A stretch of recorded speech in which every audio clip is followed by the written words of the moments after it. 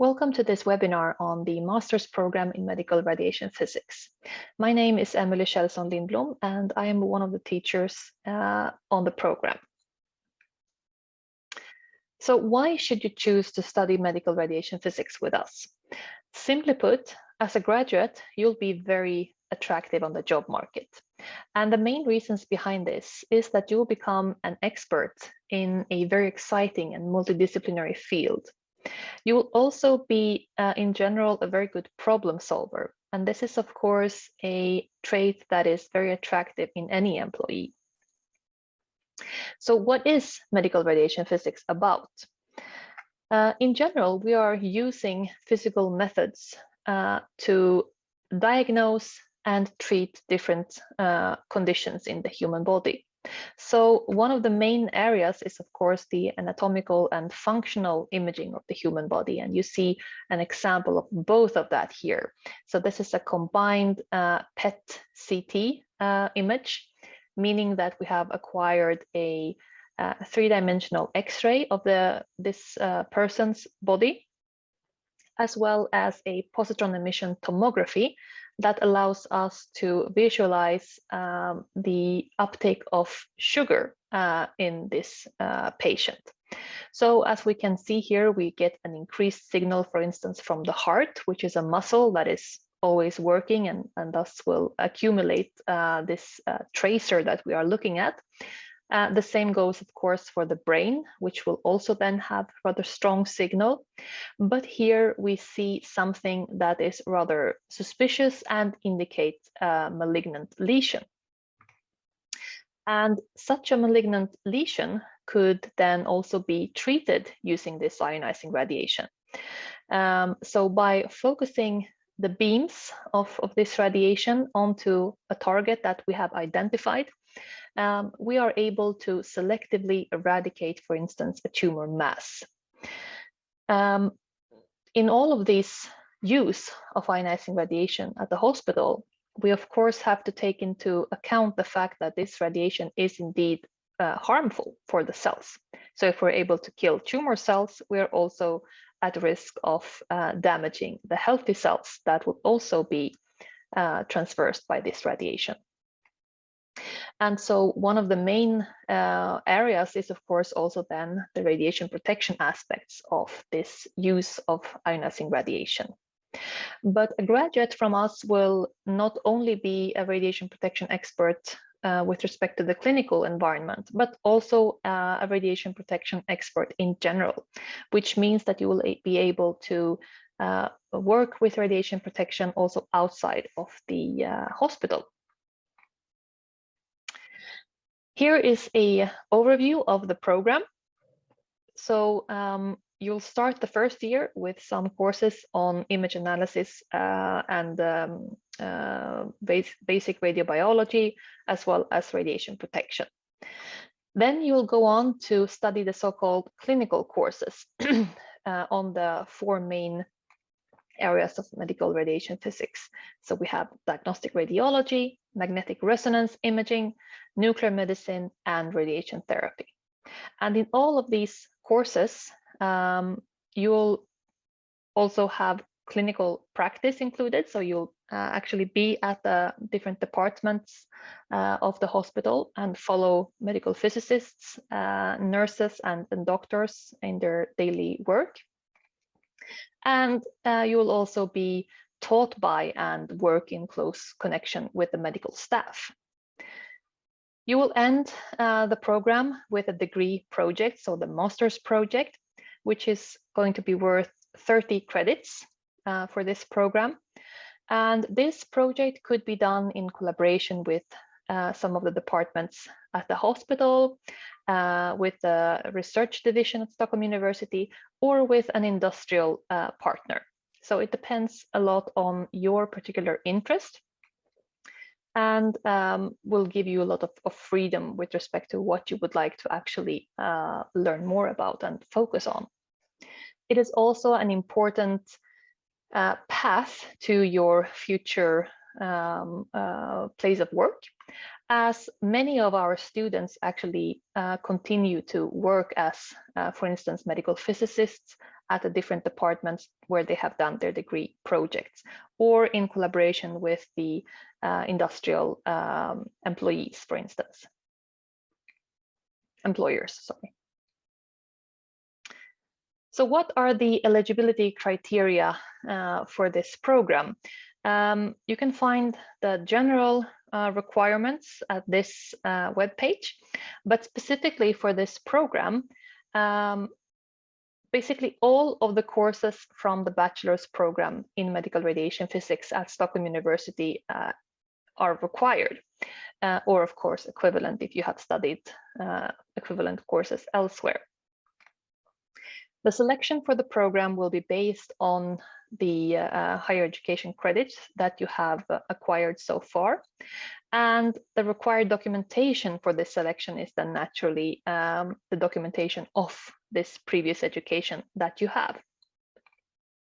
And it's very likely that you who are now watching this webinar is not already a student with us, and thus will not have all of the courses that are actually required. So you might find yourself standing on a solid background in physics, but still not being eligible to be accepted to our master's program in medical radiation physics. And in order to help you bridge this gap, we have put together a so-called course package, which consists of the courses in the third year of the bachelor's program. And here you see all of those courses, and depending on your previous experience, you may not have to take all of these courses, but maybe just a few of them. This will be tailored to suit you, again, based on your previous experience. And this is an assessment that will be made once you submit all of the required documentation for the acceptance to the program. So now I would like to introduce you to some of your future teachers, and all of them are actually active researchers in the field. And the main areas of research at our division includes, but not exclusively, radiobiological modeling, starting from the fundamental aspects of the biological effects of ionizing radiation to its clinical applications. We are also focused on radiation protection and emergency preparedness in the case of nuclear events, as well as on the use of magnetic resonance imaging, MRI.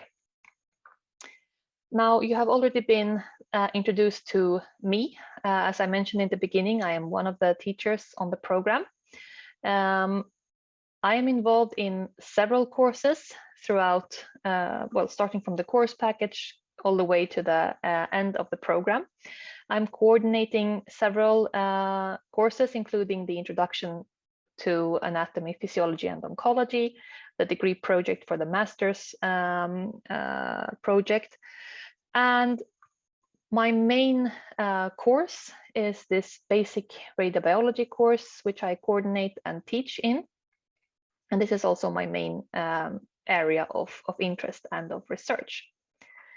So what is radiobiological modeling? Well, it's the use of mathematical methods to describe the biological effects from ionizing radiation. And this modeling is based on the acquisition of different kinds of radiobiological data. And one example of that you can see here. This is so-called chromosomes, which contain the DNA of an individual or an organism. And the normal or general shape of a chromosome, as you may know, is that of an X. But here in the red circle, you see a strange looking one that is not in the shape of an X, but has two of these connection points.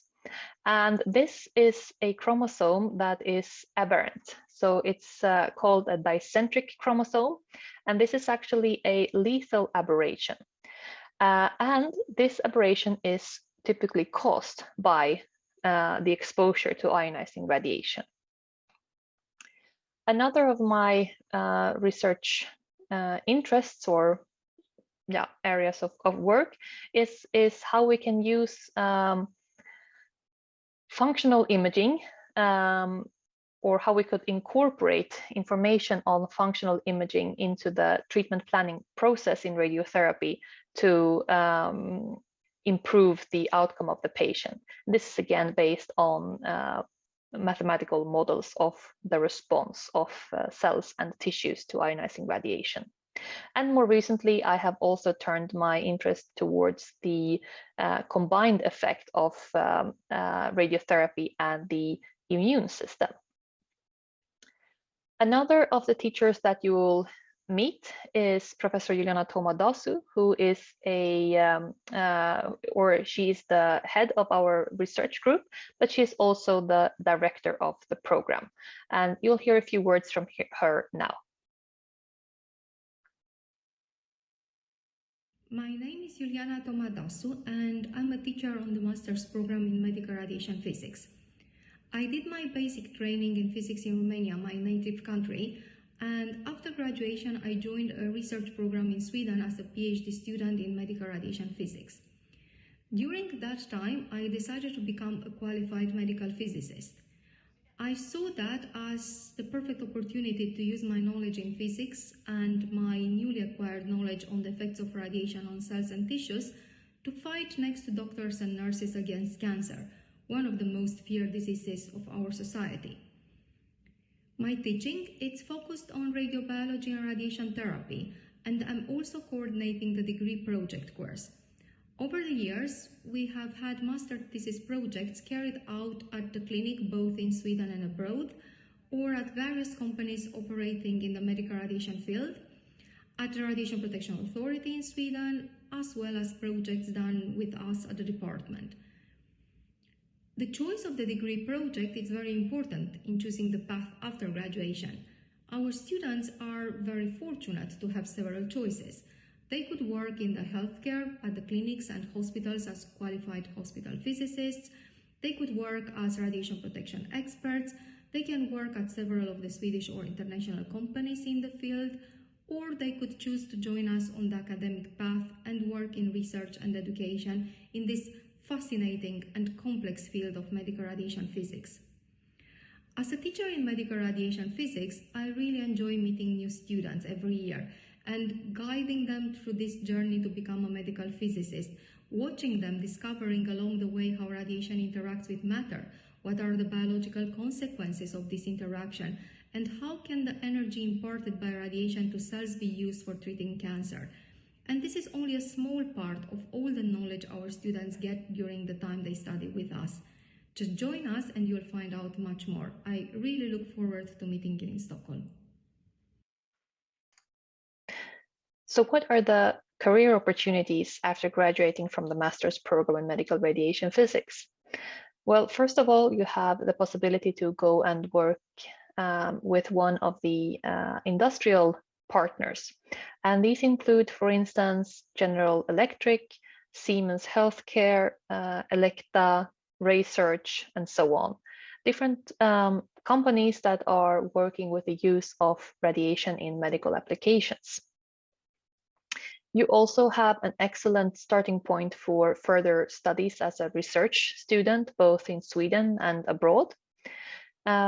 And you can also go on to work again with radiation protection, for instance, at different authorities, such as the Swedish Radiation Safety Authority. But you also have a very interesting opportunity of becoming a hospital physicist or a medical physicist working at the clinic. This will require some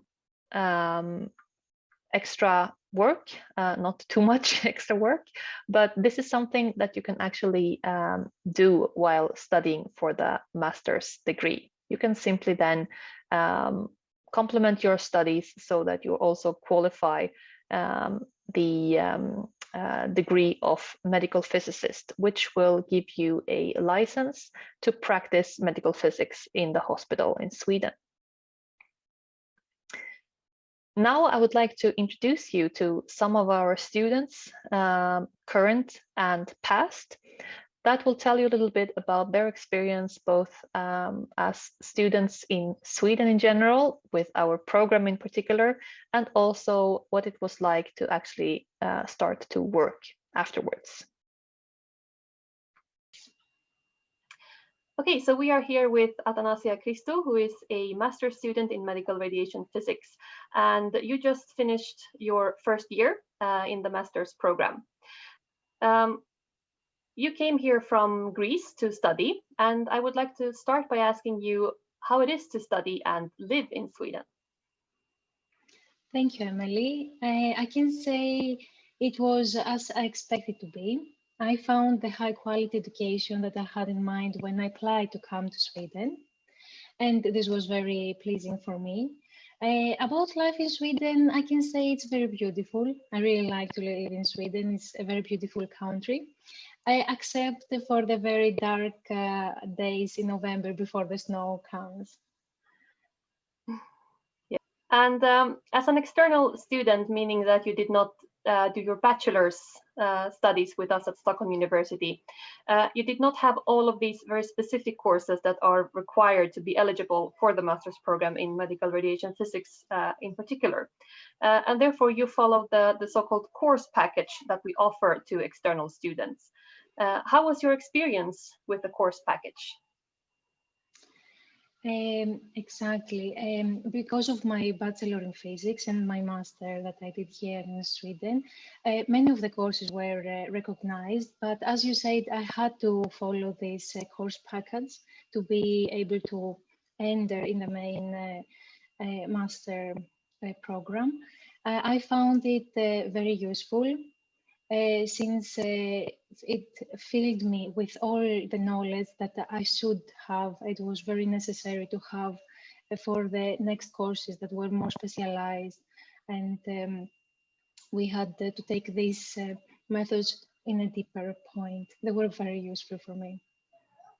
And did you take all of the 60 credits, or were there some courses that you could use from your previous studies? Yeah, exactly. The detector course, I had it from my previous studies, from my bachelor, and the degree project, I had it from my master's thesis. Then I didn't take these two courses. So the course package was tailored to your particular Yes, needs. exactly. Yes. Great.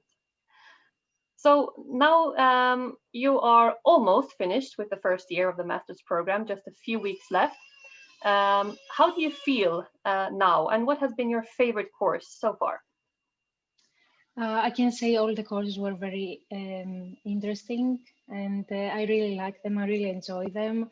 They were more of them very tough because we had to be very deep in the meaning of maths and physics, and how all this can be applied in the clinical routine. I can say the most interesting courses for me were the courses that they had the clinical training included. And my favorite was the physics in nuclear medicine, I can say. Okay, so we are here with Therese Hellström, who is a master's student in medical radiation physics. And you are about to finish now your master project that you have carried out at a hospital in Maastricht in the Netherlands. Can you tell us a little bit what this project has been about? Yeah, so my project is in radiation therapy and deep learning. So the idea is that for patients who need radiotherapy, they can receive either proton radiotherapy or photon radiotherapy. And depending on certain parameters of the treatment, different treatment modalities could be right for each specific patient. And in order to know which treatment is better, you need to make two separate treatment plans. And then based on the results, you decide what is best for that patient. So the idea is that I would then make a deep learning network, which would predict what this dose distribution would be. And then you can get certain parameters and make this decision about whether proton therapy or photon therapy is right for this patient. So that's the aim of the project. That sounds really interesting. So you're using artificial intelligence to really customize the treatment to each patient. Yes, exactly. It's a way of taking specifics of every patient into account, as every patient is different.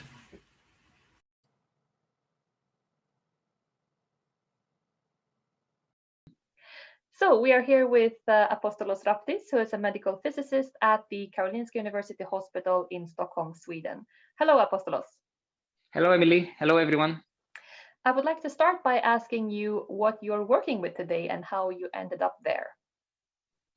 Yes, I should start from the beginning. I'm coming from Greece, and I was a physicist with a bachelor's degree from Greece. When I came to Stockholm in Sweden, I was interested in following something that was meaningful, and I thought that medical physics and the profession is one of the specialties that really got my attention. I was introduced to the medical physics program at Stockholm's University, and I followed the entire course. Then, while I was still a student, I accepted a summer job at the Scandion Clinic, which is in Uppsala, where they specialize in treating cancer patients with proton beam radiotherapy. After that, and after my studies were finished, I moved in Stockholm and I started working in the brachytherapy department at Karolinska Hospital. Now, this is a completely different way to treat tumors. The principle is pretty simple, but also extremely difficult to achieve. We want to irradiate a tumor target region from the inside out. And how we do that? How do we do that? Well, we have a highly active radioactive source that is inserted inside the patient through means of different catheters, needles, plastic tubes, whatever the circumstances require. And then we are irradiating from the inside out.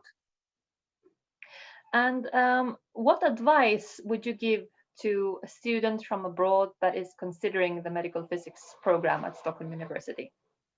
That is a very good question, because it wasn't long ago that I was a student, and when I was introduced to the possibility of starting the medical physics program at Stockholm's University, some questions popped immediately into my head, and one of them was obviously how easy would it be to communicate with my colleagues, other people here in the hospital and the personnel. Now, the second question was, is it too long to study for 3 years instead of 2 to acquire the legitimation that is required for working with irradiation in a Swedish hospital? So you're thinking now about this course package added to the 2 years Yes. of the master's program. Exactly. Well, my point from the beginning was to be able to acquire the legitimation. So for me, only 2 years was not an option. I wanted to have the entire full package, so that when I was coming out of the program, I could start working in a hospital, as I'm doing now. And the first question was how difficult it is to communicate. Well, obviously, coming to a new country and having to learn a new language from scratch, it is quite a challenge. But during these 3 years of studying, and with a lot of help and support, both from my colleagues, my classmates at that point, which are now my colleagues, both from teachers and teaching personnel at Stockholm's University, and then later on from my colleagues at work, it was a very easy transition from slowly starting to learn the language to actually fully being capable of working with doctors, with nurses, with everyone pretty much in the hospital setting. So actually, learning the language was not a very huge obstacle for me. It was actually pretty easy. Now, the second question is 3 years worth it? Speaking from my experience, it was definitely, most definitely worth it. The fulfillment of being able to work in such a difficult but yet rewarding environment, having to work with patients and seeing actually the amount of help that you can provide to those in need. For me, it was definitely worth it to study the entire package and have the legitimation at the end. In case you have any questions, you are more than welcome to contact us. You can write to me directly, and here is my email address, but you can also visit our webpage for more information. I hope that you have found this webinar interesting and that you feel very much welcome to Stockholm University and the medical radiation physics education.